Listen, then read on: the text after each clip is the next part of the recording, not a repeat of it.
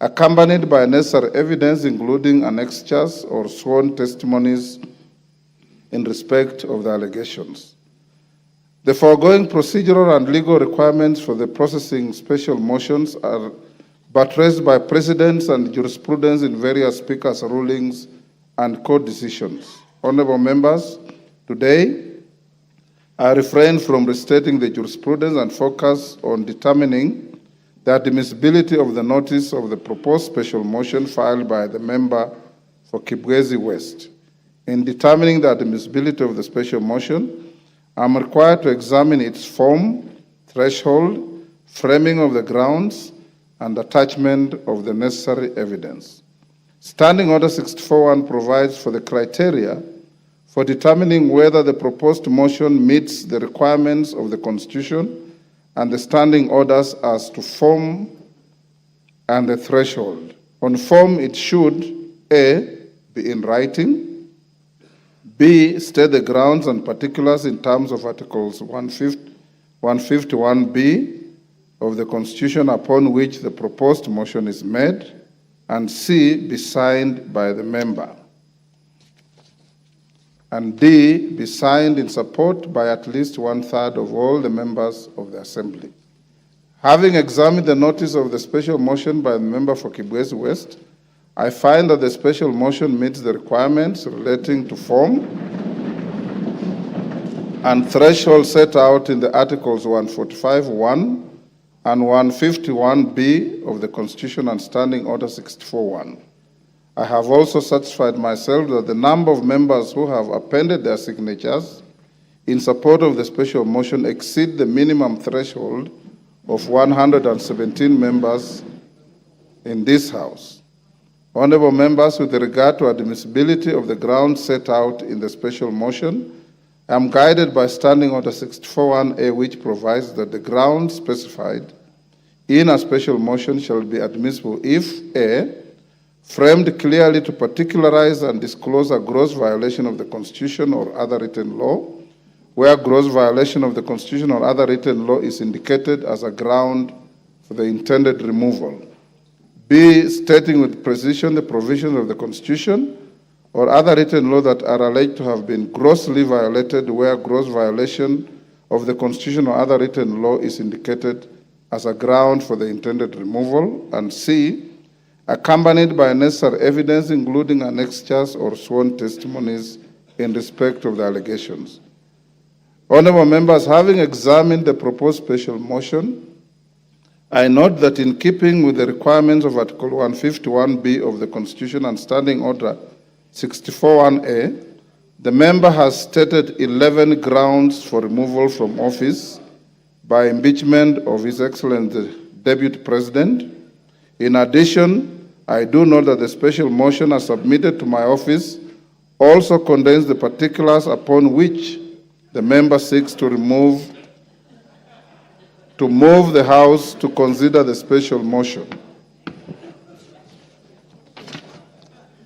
Honorable members, with respect to evidence, the member has attached documents including annexures and a sworn affidavit to substantiate the grounds stated in the special motion. Consequently, honorable members, I find that the proposed special motion by the Honorable Ekomas Mwengi Mutuse MP meets the requirements of Articles 145.1 and 151B of the Constitution and Standing Order 64 and 65 with regard to form, threshold, and grounds necessary for a member to move a special motion for the proposed removal from office by impeachment of the Deputy President. Honorable members, having determined that the special motion is admissible, let me now focus on the next steps of giving notice of the special motion to the House. Standing Order 47.4A provides that with respect to a motion for removal of a person from office, a member shall give notice of motion in the House within 3 sitting days following approval by the Speaker. In the circumstances, therefore, the member for Kibwezi West ought to give notice of his special motion either today or tomorrow. Given the nature of the timelines applicable to this special motion, I will, at order number 6, that is notices of motion, accord an opportunity to the member for Kibwezi West to give the notice of the special motion.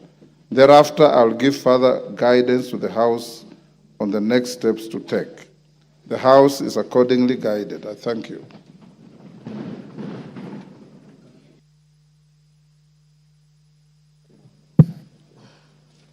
Honorable Gladys Boss, are you ready? We'll go back to order number 5 for the Deputy Speaker. Honorable Speaker, I beg to lay the following paper on the table of the House today, Thursday, 26 September 2024. Report of the Kenyan delegation to the 64th session of the OACPS Parliamentary Assembly and the first session of Luanda, Angola from the 17th to the 21st of February 2024. Thank you, Honorable Speaker.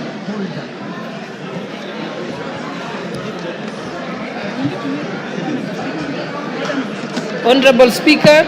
Order. Order, honorable members. Order. Member for Budalangi. Order.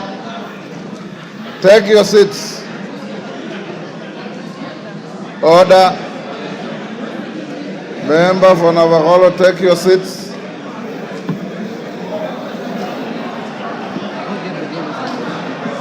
Order, honorable members, order.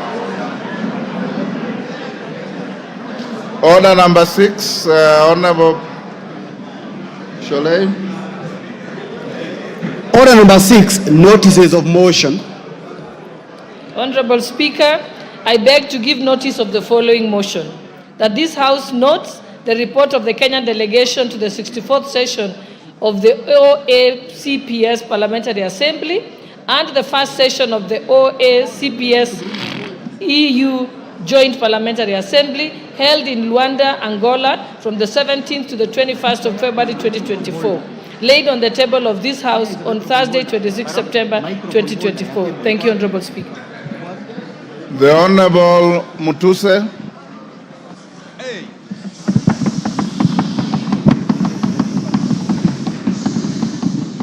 Honorable Mutuse, I'll allow you to speak from the dispatch box, and he will be heard in silence.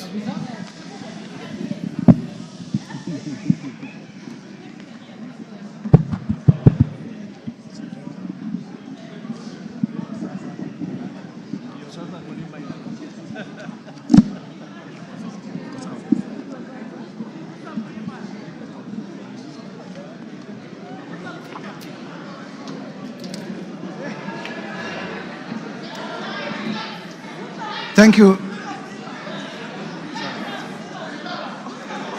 Thank you, Mr. Speaker, for the opportunity to move this motion from this table. Mr. Speaker, this is an historical moment, and therefore, with your permission and honorable members, Mr. Speaker, allow me to proceed to give notice of the following motion. Mr. Speaker, sir, honorable members, I beg to give notice of the following special motion as follows. Mr. Speaker, pursuant to the provisions of Article 150, Sub-Article 1B and Sub-Article 2 of the same, read together with Article 145 of the Constitution of Kenya that we passed in 2010, and as read together with our standing orders number 64 and 65 of the standing orders of the National Assembly, the Assembly of the Republic of Kenya. This Honorable House resolves to remove from office, by way of impeachment, His Excellency Rigathi Gachagua, EGH, the current Deputy President of the Republic of Kenya.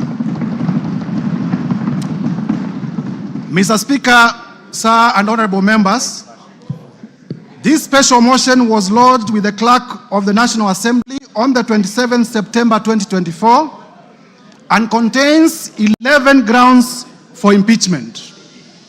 Mr. Speaker, in compliance with the law, as stated earlier, the grounds are concise, precise, are particularized in the motion,